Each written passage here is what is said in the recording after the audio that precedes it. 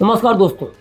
लोकसभा 2024 में भाजपा को उम्मीदें थीं 400 पार सीटों की और सीटें बहुमत के बराबर भी न आ सकीं और 240 पर ही भाजपा सिमट गई। यहां तक कि राम मंदिर के निर्माण के बाद भी अयोध्या में भी भाजपा हार गई। खैर, चुनाव में जो हुआ सो हुआ, लेकिन चुनाव बाद जो हो रहा है वो आ बैल मुझे मार की तरह है। ताज़ा मामला है सपा नेता हाजी रजा का। हाजी रजा ने जो बोला है वो घायल शेर को छेड़ने के समान है और वो घायल शेर हैं मोदी योगी। घायल इसलिए कह रहा हूँ कि चुनाव में भाजपा अपने उम्मीद पर खरी नहीं उतरी, तो इस स्थिति में किसी का भी मन घायल हो सकता है।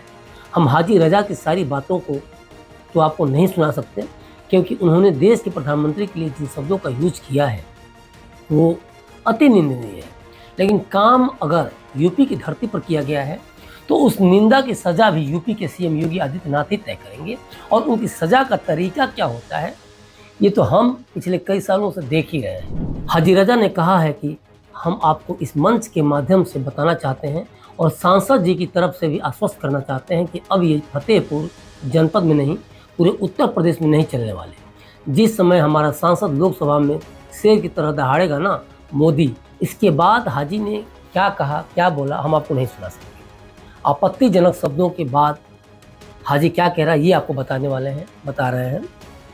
कह रहा है कि बोलने वाला चाहिए, अपनी बात रखने वाला चाहिए। जरा आप भी सुनिए पूरी बात को। मंच के माध्यम से बताना चाहते हैं और सांसद जी की तरफ से भी आश्वस्त करना चाहते हैं, अब ये जुल्म ज़ाती फतेहपुर जनपद में नहीं, पूरे उत्तर प्रदेश में नहीं चलने वाले। जिस टाइम हमारा सांसद शेर की तरह लोकसभा में दहाड़ेगा ना मोदी। वायरल वीडियो जिले के सुल्तानपुर घोष थाना क्षेत्र का बताया जा रहा है। लोकसभा चुनाव जीतने के बाद समाजवादी पार्टी के सांसद नरेश उत्तम पटेल का स्वागत कार्यक्रम रखा गया था। उसमें नगर पालिका के पूर्व अध्यक्ष के प्रतिनिधि एवं सपा नेता हाजी रजा भी मौजूद थे।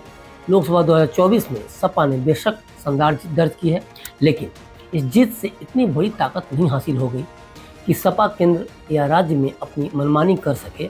लेकिन कुछ नेताओं को ऐसा लग रहा है कि सपा के 37 सांसद मिलकर भविष्य में केंद्र में सरकार बना लेंगे और अखिलेश यादव भारत के प्रधानमंत्री बन जाएंगे। फिर कुछ भी बोलो, क्या फर्क पड़ता है। हाजी रजा तो अति उत्साह में बोलकर निकल गए और इधर यूपी पुलिस हाजी की हाजिरी लगाने के लिए खोजना उनको शुरू कर चुकी है। हाजी की कुंडली, उनकी फाइलें खोलने की तैयारी शुरू हो चुकी है, क्योंकि हाजी पर जमीन कब्जाने से लेकर गैंगस्टर एक्ट तक में मुकदमा दर्ज है। पुलिस से छोड़िए, भाजपा के नेता भी आंखें फाड़ फाड़ कर हाजी को इधर उधर ढूंढ रहे हैं, क्योंकि पार्टी में जबरदस्त आक्रोश है और भाजपा की ओर से तहरीर मिलने के बाद पुलिस ने रजा के खिलाफ मामला दर्ज कर लिया है। हाजी रजा समाजवादी पार्टी का नेता है। सदर कोतवाली में रजा पर गैंगस्टर एक्ट, हत्या के प्रयास समेत विभिन्न धाराओं के तहत 23 मुकदमे दर्ज हैं। करीब 17 मुकदमों में उसे क्लीन चिट मिल चुकी है। लगभग 6 माह पहले भी नगरपालिका चुनाव के दौरान उसे जिला बदर किया गया था। वह फरवरी 2024 में वापस आया है। हाल ही में यूपी के फतेहपुर जिले में हाजी रजा की करोड़ों की संपत्ति को प्रशासन ने कुर्क भी किया था। पुलिस के मुताबिक हाजी रजा और उनके समर्थकों पर 2022 में पहला मुकदमा सदर कोतवाली में गैंगस्टर एक्ट का दर्ज हुआ था। इसके पहले 19 मुकदमे 1996 से 2017 के बीच दर्ज हुए थे। कई मामलों में पुलिस ने चार्जशीट भी लगाई है, लेकिन अधिकांश मुकदमों में हाजी रजा को कानूनी दांवपेच से क्लीन चिट मिल गई थी। 23 नवंबर को सपा नेता हाजी रजा और उनके समर्थकों पर 3 अलग अलग मुकदमे दर्ज हुए थे। पहला मुकदमा डकैती का, दूसरा मुकदमा पुलिस मुजाहमत और तीसरा मुकदमा जिला अस्पताल में डॉक्टर से बदसलूकी और सरकारी कार्य में बाधा का दर्ज किया गया था। तय मानिए, हाजी जितनी देर पुलिस के गिरफ्त से बाहर रहेगा उस पर कानून का फंदा भी उतना ही तेज कसेगा। और जिस तरह से अकबरपुर में बुलडोजर गरजा और आगे भी यूपी में कन्नौज और कई और शहरों में बुलडोजर द्वारा गैरकानूनी निर्माण पर कहर बरपाने की योजना है, वो योगी का एक नया चेहरा सामने ला रहा है। और ऐसी स्थिति में हाजी रजा ने एक बड़ी मुसीबत मोल ले ली है, खासतौर पर उन परिस्थितियों में जब मोदी योगी को लेकर मीडिया में टसन की बातें कही जा रही हैं।